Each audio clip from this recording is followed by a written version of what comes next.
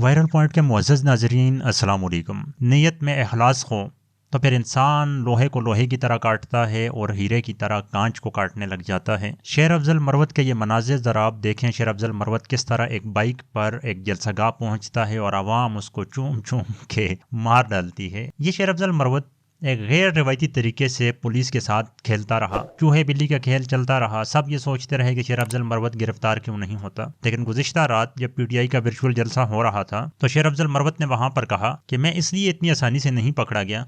کہ میں کبھی مصنوعی داڑھی لگا کے گھوما کرتا تھا، کہیں میں چادر لپیٹ کر نکل جایا کرتا تھا، کہیں میں اپنی گاڑی کے بجائے ٹرک میں بیٹھ جایا کرتا تھا، کہیں میں میڈیا کی گاڑی میں بیٹھ جایا کرتا تھا، کبھی میں ایمبولینس خیر کر کے وہاں سے نکل جایا کرتا تھا۔ تو یہ وکیل ہے اور وکالت کرمینل لائر ہونے کا فائدہ انہوں نے اس طریقے سے اٹھایا کہ وہ پولیس کی نفسیات کو بہت زبردست طریقے سے سمجھ رہا ہے۔ یہی وجہ ہے کہ پولیس جب اس کو پکڑنے کی کوشش کرتی ہے اور پولیس کی آنکھوں کے سامنے سے گزر جاتا ہے، لیکن ان کو اندازہ نہیں ہوتا کہ یار اتنے بڑے لیول کا وکیل، ہزاروں سپورٹر اس کے ساتھ ہیں اور یہ ایک بائک پہ جائے گا، یہ کس طرح ممکن ہو سکتا ہے۔ تو پاکستان کی اشرافیہ جو ہے وہ پولیس کے مزاج کو نہیں سمجھ پاتی، لیکن ایک عام پاکستان کے لیول کا بندہ جو ہے جس کا رات دن پولیس کے ساتھ واسطہ پڑتا ہے وہ ان چیزوں کو سمجھ جاتا ہے۔ شیر افضل مروت اب اپنے علاقوں میں گھوم پھر رہا ہے، جو اس کے اپنے علاقے ہیں وہ پھر اس کے اپنے علاقے ہیں، اور وہاں کی عوام اس کی اپنی عوام ہے۔ وہ جان کی بازی لگا دیتی ہے لیکن شیر افضل مروت کو پولیس کے حوالے نہیں ہونے دیتی۔ یہ ساری ایکٹیویٹیز اس نے سندھ کے بارے میں بتائیں کہ جب سندھ میں شروع میں گیا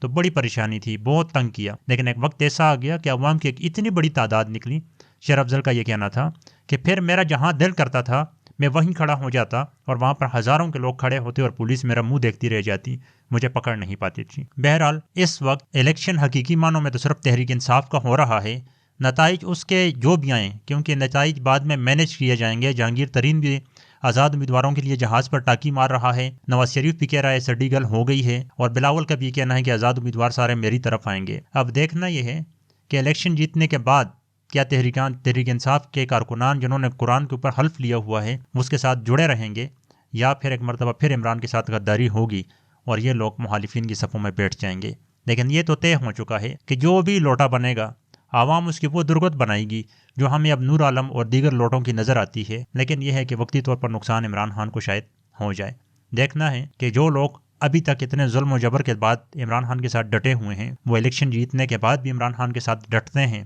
یا پھر وہ اپنے مقاصد اور اپنے مفادات کے لیے سائڈ پر ہو جاتے ہیں۔